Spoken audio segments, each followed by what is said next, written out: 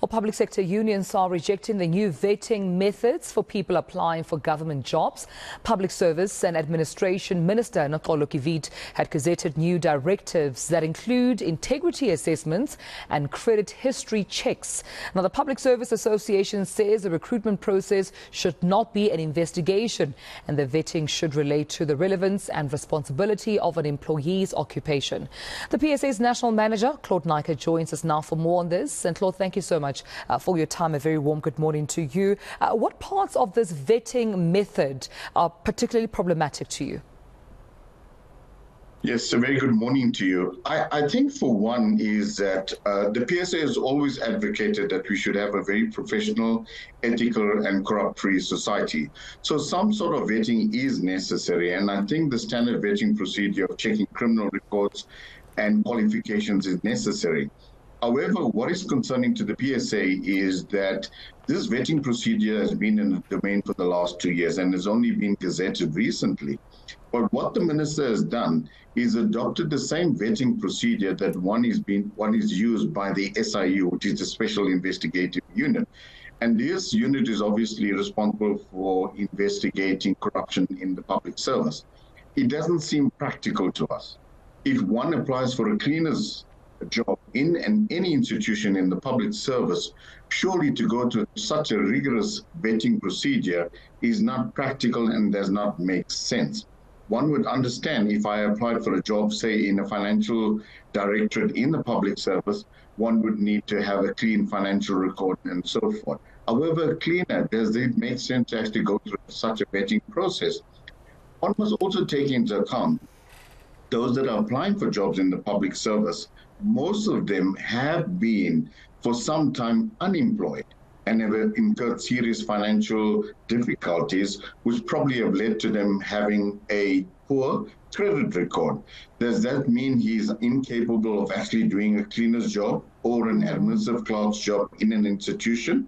Surely this needs to be taken into account when you have a vetting procedure. I think from the PSA side, what we would like to see is that the vetting procedure should suit the job profile, taking into account exactly what the complexities and the attributes required to perform this task and tailor-make your vetting procedure to that. It might be a cumbersome approach, but I think we should work towards simplifying the vetting procedure for different jobs in the public service. As I said, for a financial administrator, maybe a more rigorous vetting process is considered. Someone in procurement, I think maybe that should be adopted itself.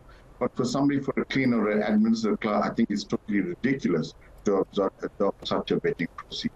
Yeah, because we're talking here about one's bank accounts being checked or rather investigated, whether or not you're paying debts, your financial health, and that could be quite invasive. It could be very personal information that one, is then exposed to just due to this or during this vetting method. So in your opinion, Claude, this would negatively impact a majority of workers or at least job seekers seeking to find employment with government? Well, generally, I mean, if you look at it from a practical point of sense, a lot of people, job seekers that are currently looking for jobs at this stage, would have some through the course of their life career, would have run into some sort of credit history or obtained a bad credit profile itself. Now, this effectively prevents them from seeking a job in the public service. And with the current unemployment rate and the critical shortage of public servants in the public service, imagine how difficult it is to actually get a job in the public service. If you take an administrative clerk, for instance, with a poor credit history, once he obtains a job and obtains stable income, surely that credit profile over the months, over the years will improve because he will obviously be able to have the necessary income and means to pay off this debt, thereby improving his credit history. And going forth, I'm sure he will maintain a proper credit profile.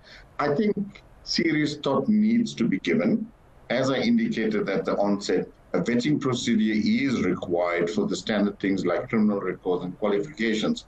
But in the long run, I think we seriously need to relook or revisit these vetting procedures and say, listen, try and make it job specific and not one size fits all. It seems the likes also of, Cosatu said when the document was first and initially introduced, it didn't have this SIU vetting methodology at the time. It seems this is something new that you're only seeing now, reiterating that it's, almost just quoting Matthew Parks, they're saying it's a joke that the methodology would be utilized, as you mentioned, for those seeking, let's say, cleaner jobs or even administrative clerk's job. But over and above what we're talking about in terms of the vetting method, Claude, anything in the document that seeks to speak about consequence management, performance, or even discipline management as well?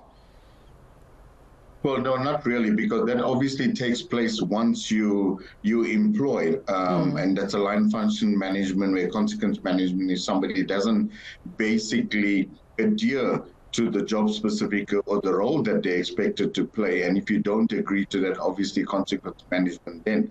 But the idea is that, or the problem is that you don't even get your foot in the door, is simply because of this vetting procedure. So I think what had happened was that because of the problem that public service has engaged, or the stigma that we have a lot of corrupt officials, the department is now to be, well, they were not proactive because it's not been something that is new.